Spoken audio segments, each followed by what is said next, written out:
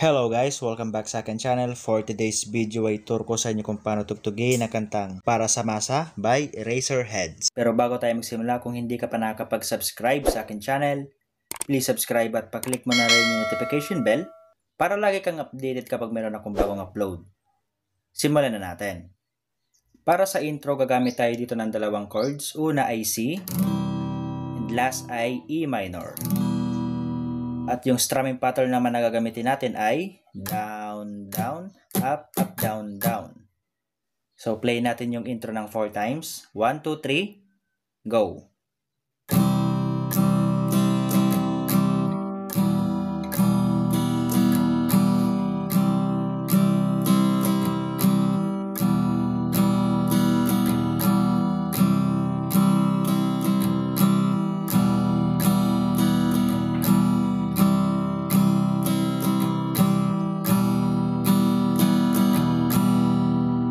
So after ng intro ay proceed na tayo sa verse. So ang mga chords na gagamitin natin dito ay C, E minor. Bale, ipi-play mo yan ng 4 times at pagkatapos ay F. Yung easy version niya ay ganito lang. Next ay G. Next ay C. C7.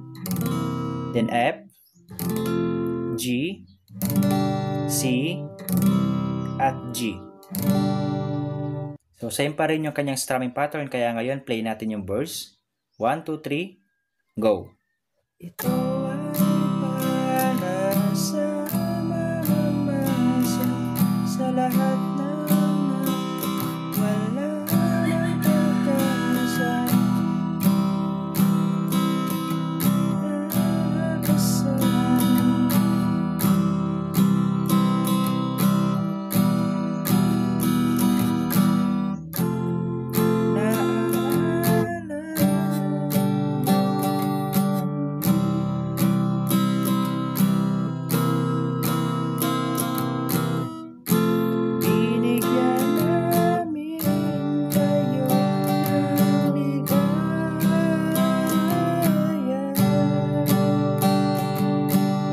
So, after mong ma-play yung verse 1 ay proceed ka na sa verse 2.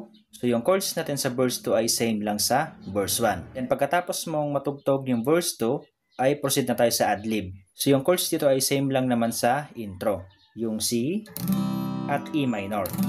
So, bali pa-play lang natin siya ng 4 times. So, same pa rin yung kanyang strumming pattern. Kaya ngayon, play natin yung ad-lib. 1, 2, 3, go!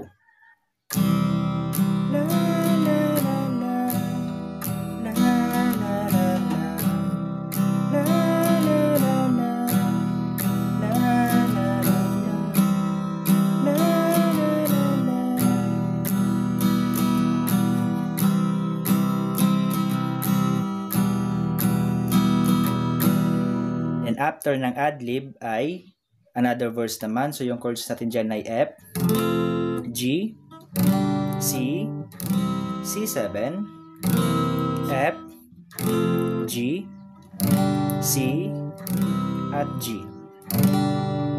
So same pa rin yung kanyang strumming pattern. Kaya ngayon, play natin yung verse. 1, 2, 3, go!